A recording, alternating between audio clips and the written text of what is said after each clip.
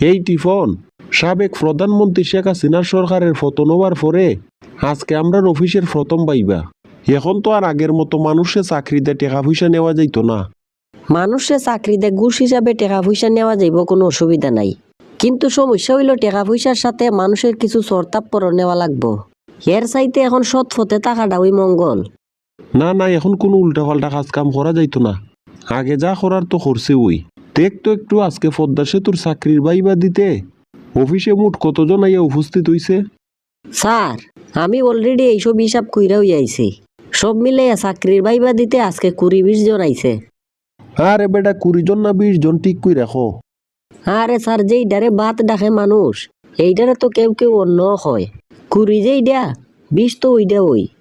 আচ্ছা ঠিক আছে, তুই এখনই গিয়া প্রথম চাকরি প্রার্থীটারে ভিতরে ফাড়াইয়া দে।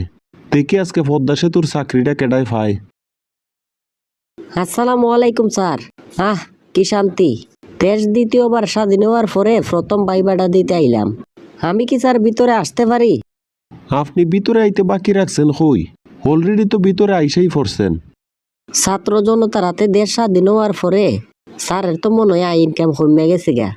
এই কারণেই মেজাজের অবস্থাটা এমন খারাপ।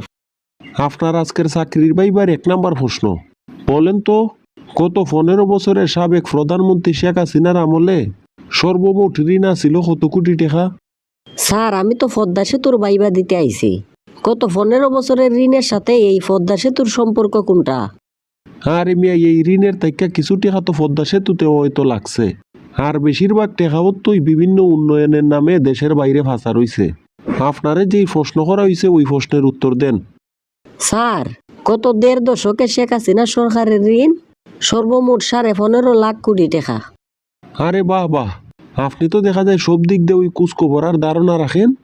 এখন বলেন তো পদ্মা সেতুর সংযোগ সড়ক মোট কত কিলোমিটার?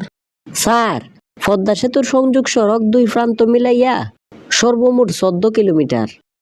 আপনার উত্তর তো দেখা যায় সম্পূর্ণরূপে সঠিক। এখন বলেন তো পদ্মা সেতুর মোট ফাইলিং সংখ্যা কত? স্যার, পদ্মা সেতুর সর্বমোট ফাইলিং সংখ্যা হইল 264টা। প্রশ্ন তো সব ঠিকঠাক হয়ে আইতাছে। এইবার আর আমার চাকরিটা আটকায় কেডায়? আপনার আজকের চাকরির বাইবার শেষ প্রশ্ন, বলেন তো পদ্মা সেতুর প্রথম নাটখোলা ব্যক্তির দাদার নামটা কি? স্যার, এখন কিন্তু আপনার আর আগের দিন নাই। টাকা পয়সা নিয়ে চাকরি দেওয়ার নামে আপনার আগের প্রশ্নগুলা কিন্তু এখন চলতো না। নাইলে কিন্তু ছাত্র জনতা ভিতরে ঢুকে আপনারা বাদাম দেওয়া শুরু করবো। না মানে আসলে পুরানো অভ্যাসটা তো ছাড়তাম পারি না, এই কারণে সেই আগের প্রশ্নগুলা মনের মধ্যে ঢুকিয়া জায়গা। আচ্ছা ঠিক আছে, কোনো অসুবিধা নাই, আপনার চাকরিটা কনফার্ম করে দেওয়া হইল। নতুন বাংলাদেশে তো সব মানুষও এইরকম নিয়োগ ব্যবস্থা চায়, যাতে সবাই নিজ যোগ্যতায় চাকরি পাইতে পারে। নতুন বাংলাদেশ হইব মেধাবী আর যোগ্যর আর বাংলাদেশ।